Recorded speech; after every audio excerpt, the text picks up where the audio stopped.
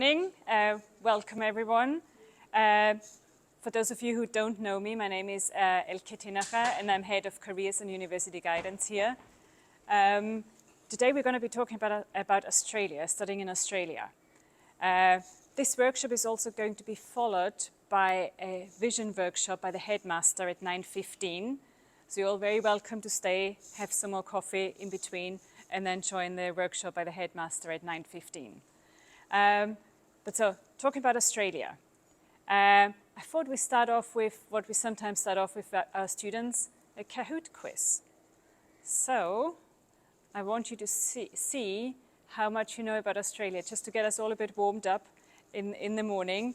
So, if you could take out your phones and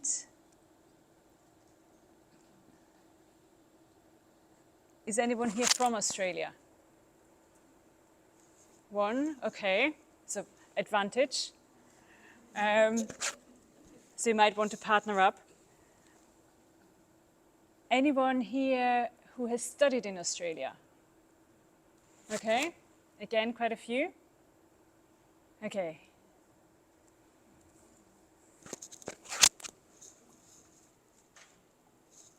So if you want to take out your phones, go to kahoot.it.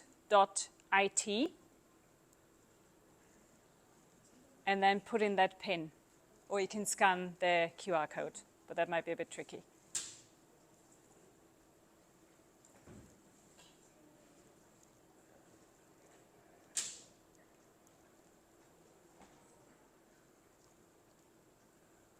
You don't need to reveal who you are.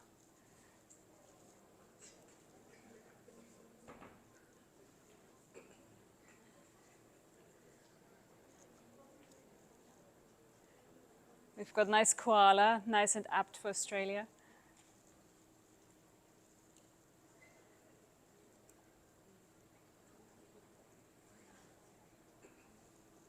So there's some general questions, but also some university-specific questions.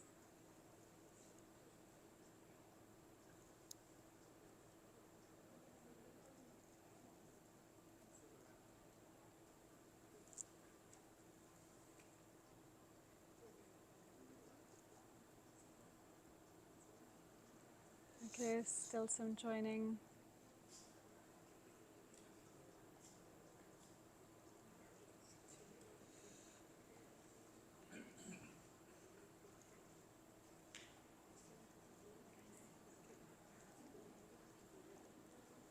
Do you all know how Kahoot quizzes work? Okay, so there will be a question coming up, and there will be possible answers. And on your phone, you need to press the color of hopefully the right answer. So it's also about speed. The quicker someone answers the right answer, the higher up in the league table they will go. Okay, have we got everyone? I think still one or two.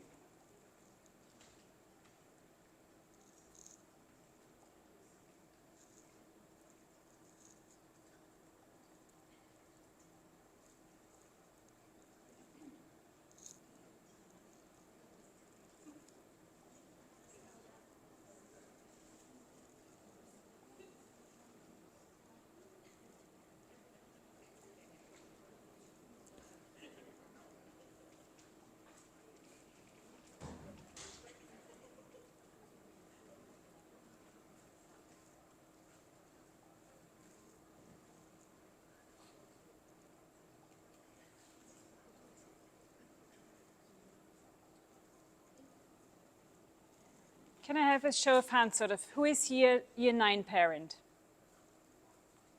Year 10? Year 11? Year 12? Anyone who I've not mentioned? Year 12? Okay.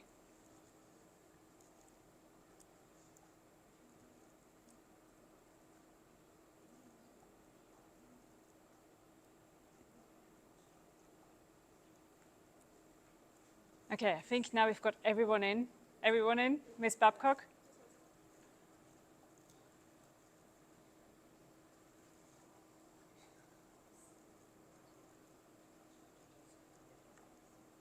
We should let you play against your children with this one and see who is faster.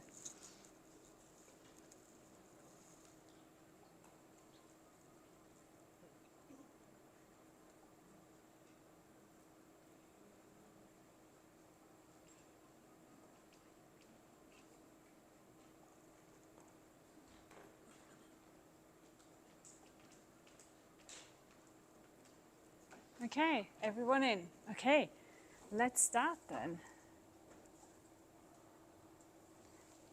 Okay, so for each question you've got 20 seconds, but speed is of the essence as well.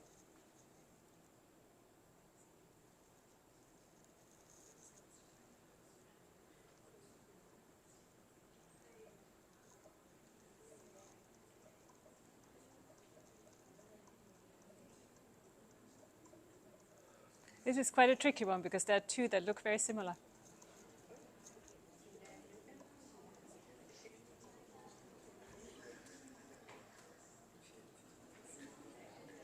Okay, so yellow was the Australian one.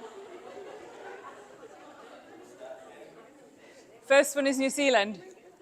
The red one is New Zealand.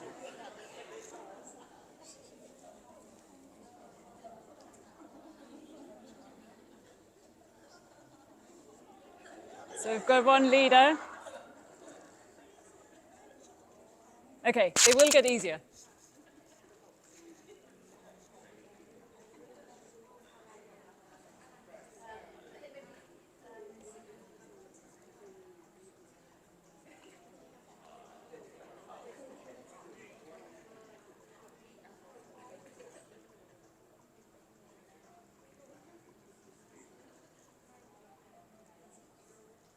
Yes.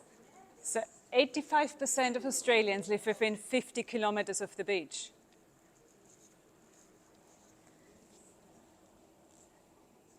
Okay, let's see the lead. Oh, still one leader. Okay, what's the capital of Australia? Got.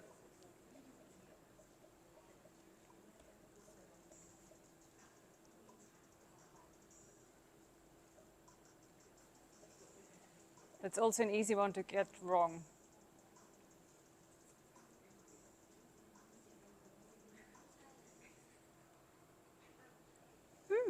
Yeah, most of you, it's Canberra. So Canberra is the capital of Australia.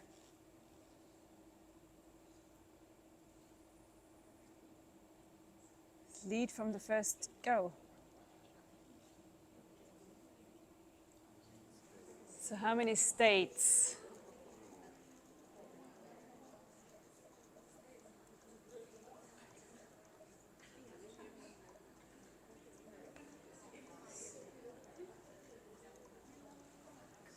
Miss Babcock, are you playing?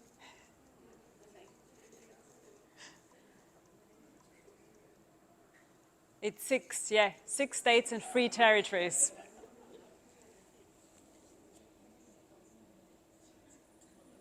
Oh, I've got a different leader.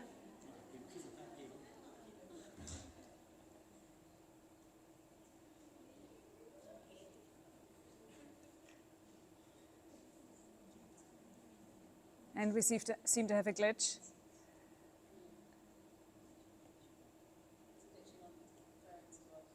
Sorry?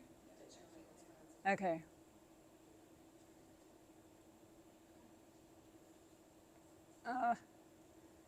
Okay. No, we are back. We are back online.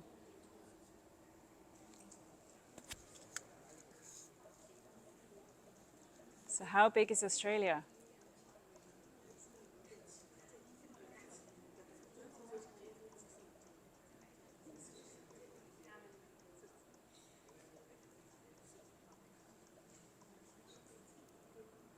$27 million. So actually relatively small, and 85% of these live near the beach.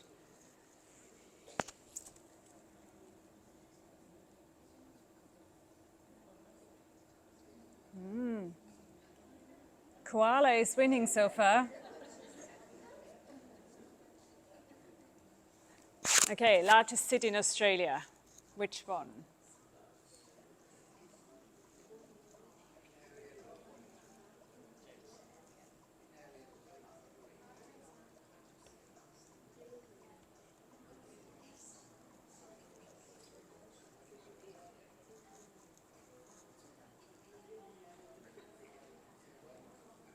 Okay, Sydney.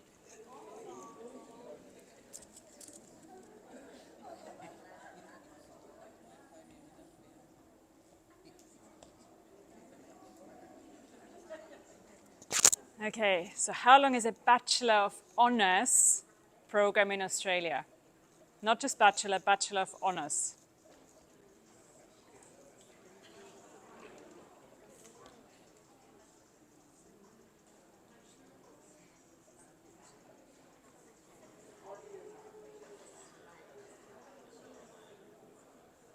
Yeah, most of you got that. It's 4 years. A Bachelor is 3 years, a Bachelor with Honours is 4 years.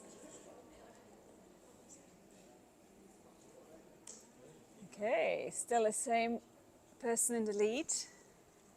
Okay, when do universities typically start? Which time of the year? Which month?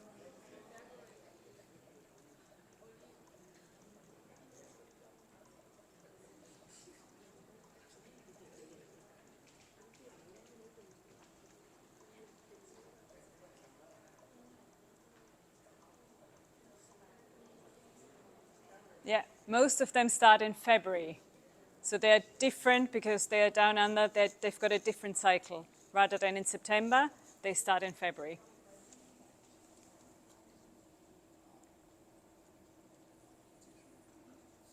Okay, not much change in the leaderboard.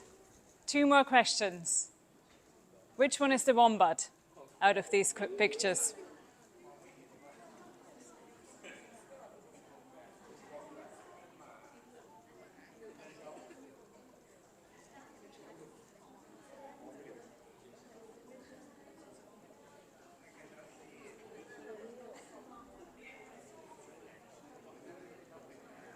Yeah, most of you got it right. The first one, the red one. Okay. And final question for the win. What is this dog called?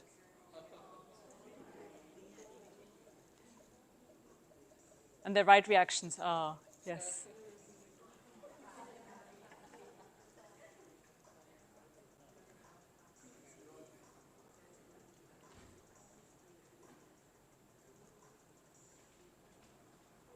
Yeah, a dingo. Nearly all of you got that. Okay, so who are the 3 winners? Okay, in 3rd place, Pong, with a nice looking koala. Well done, Cherry.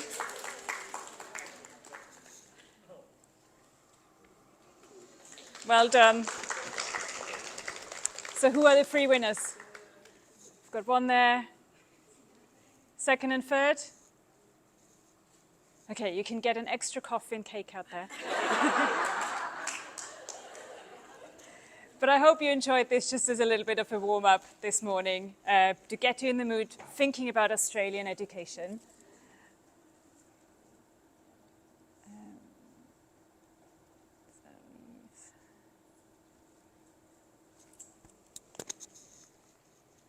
Okay, so when you think about, let me ask you a question. When you think about Australia, why do you think your children want to study in Australia? Have they talked to you about it? Or why do you think they should study in Australia? Let me rephrase. Lifestyle? Yeah. Anything else? Sorry? Weather? Yeah. So these are quite often the things that come up.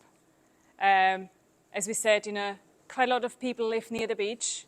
So it's a very much an outdoor lifestyle, very much of a good life-study balance. But also it's got a really good reputation for education. So there are some amazing universities who are in the top competitive universities in the world. They're very much comprehensive universities, so they teach a lot of different subject areas. So they've got a really good reputation for education. Also, it's a very multicultural environment where students feel very welcome. And also, students can work while they are studying, so they can work 40 hours in 2 weeks, in a fortnight, or they can work full-time in the holidays. And currently, it's also possible to stay for graduate opportunities after your studies. So even if you're if you're a Thai student, you can still stay for afterwards as well to work there. Things are always changing, unfortunately, with these visas. So by the time, if your child is in year 9 or year 10, this may change slightly. But at the moment, it's a great place to study. I would say about 5 to 10 students each year go and study in Australia. Many more apply. But the reason is that a lot of them apply and then get their places in the UK or somewhere else and then decide to go to the UK instead, because the UK generally starts in September, whereas Australia generally starts in February with their intake. So the education system, we already had, it's 3 years for a bachelor program, and then students, if they're doing well in their studies, they can stay on for another year, which is an honours program. So 3 years for a normal bachelor, 4 years for a bachelor with honours degree. If your children are interested in medicine or law, it's possible to go directly into medicine or law.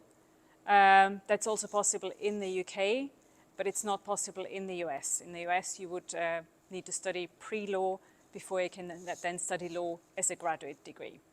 But in Australia, possible to directly enter into law and medicine. In Australia, you generally apply for a field of study or for a faculty. So you wouldn't apply, I want to study marketing. You would apply for a Bachelor of Commerce. And then within there, you can specify your major and your minor. So it's more flexible than the UK, a bit less flexible than the US. So somewhere in that sweet spot in the middle. It's also more easily possible to transfer between programs than in the UK. And there are good options for foundation pathways. So some of our students in year 13, if they not quite as academic as other students, they may choose to do a foundation first, where they can get more study skills, more preparation to prepare them for university study, rather than going into year 1. So there's lots of foundation pathways, really good ones, connected to universities available in Australia. The application process is relatively straightforward. It's mainly based on academic performance. So universities will be looking at A-levels.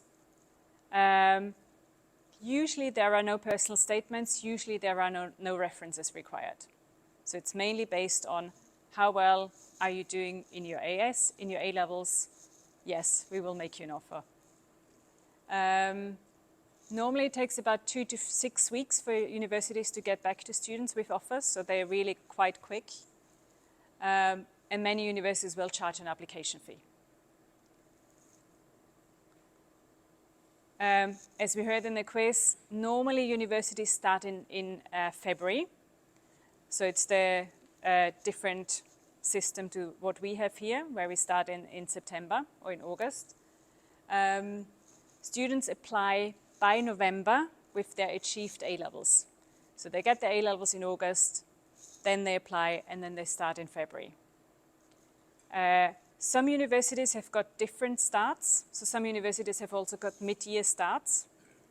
And in that case, students can apply with their predicted A-level grades. So they apply in year 13 with their predicted A-level grades by April, and then get a conditional offer of acceptance. But the more common one is the February entry. So your children would take a bit of a gap year, stay a bit longer with you, maybe do some work, and then join in Australia in February. If you apply with predicted grades, they normally need to be 2 grades above what the university says they want. So if the university says they want AAB, you would need to have A star AA for them to give you a conditional offer. because things could still go wrong with the A-level results. That's why they want usually 2 grades above. If students have already got their achieved grades, it would just be the entry requirements that the university stipulates. Students will need generally IELTS, so an English test, and some universities will also want students to have maths. So that's the thing maybe to pay attention to if your children are in year before A-level choices, that for some degrees in Australia, students will need maths A-levels, especially for commerce or for sciences. Some universities also offer online courses if the students don't have that. So especially the University of Melbourne has got a really good online course in maths, but then students would need to do that in the summer holidays. But just to be aware that maths may be required for quite a few courses. So that's sort of the typical timeline of application. Students would complete the A-levels in June. Then they receive their A-level results in August. Then apply from August onwards. Usually the deadlines are in November. And then start university in February. The good thing is that it's quite, if you do have the right A-levels, you're guaranteed nearly to get in because there's no extra selection process. So the nice thing is you can say, I've got these A-levels, I applied to one university, and I go there. Whereas in the US or in the UK, you apply to lots of universities, and then you have to check, do I meet the entry requirements when I get my A-levels? So there's sometimes a little bit of wastage because you apply to so many places, whereas Australia is relatively straightforward.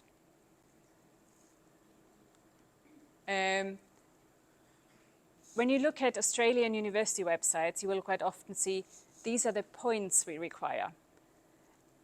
And this is the translation between points and A-levels. So an A star would be worth 6 points, an A is worth 5 points, a B 4, etc.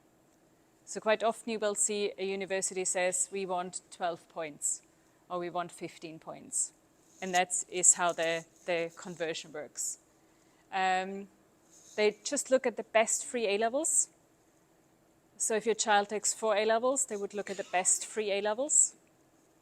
They don't look at AS subjects or AS scores, so just the best 3 A-levels. And for medicine, there's an extra admissions test that's called ISAT. That's required. It's an admissions test, an aptitude test for medicine.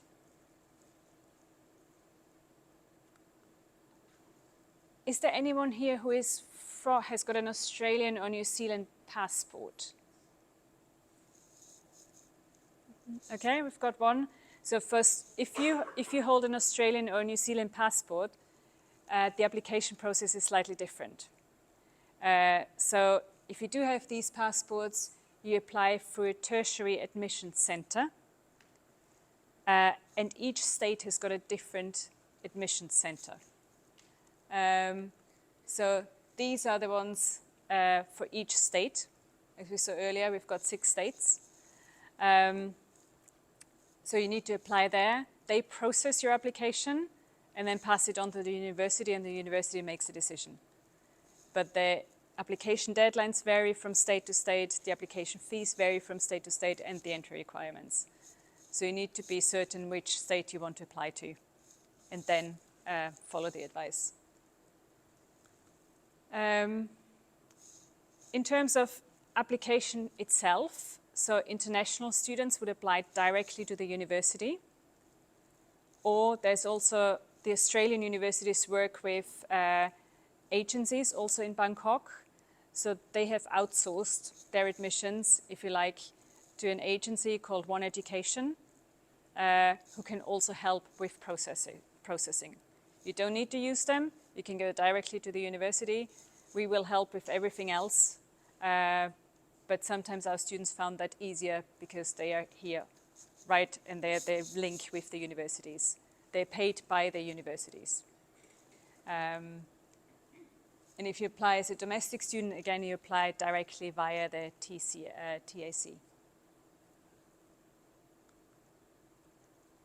In terms of cost of living, you're looking at, for a bachelor degree per year, it varies between about 500,000 baht and 1.2 million baht. And living costs are around 40,000 to 50,000 baht per month. And they will be higher in the major cities because it's just a little bit more expensive there.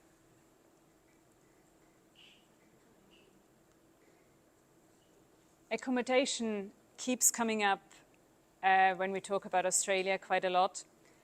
So I was at a training workshop recently with Australian universities, and in Australia, in general, Australians go to the university that will be closest to them. And so lots of them will actually live at home. So Australian universities are not that well equipped to have accommodation on campus or to guarantee accommodation. So that's the one drawback with Australia that you need to be aware of. Students quite often rent, but it's not necessarily on campus or next to the campus. There could be pockets all over town where students rent accommodation. There are a few exceptions who guarantee university accommodation. So we've got the Australian National University, the University of Queensland and Victoria University, they guarantee accommodation. But if you are interested in that, you need to apply really early for the accommodation because it's quite competitive also to get in. So that's the one thing to be aware of with Australia. The other thing to be aware of with Australia is visas. So visas got a little bit more complicated, and I'm actually going to a talk by the Australian Embassy next week. They've invited us to update us. There have been a few more visa refusals for students from Myanmar and for students from Thailand. But we will go there next week so we get more information what we as a school can do to support you with paperwork so that this doesn't happen. So that's just been current in the last sort of 1 month that we were aware of. So as we said, Australia, really good lifestyle, really good education, just to be aware of. Accommodation, maybe a bit more tricky to get, and visa process maybe a bit longer. Are there any questions, or are there anyone who has studied in Australia wants to say anything? Did you enjoy it? Yes, yeah. Okay. Well, thank you so much for listening. Are there any questions that I could answer now?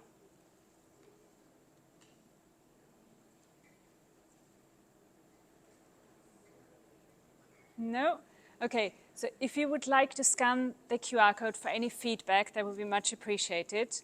As I said, there will be the headmaster in about half an hour to give a talk about the vision and the workshop about the vision statement for Harrow.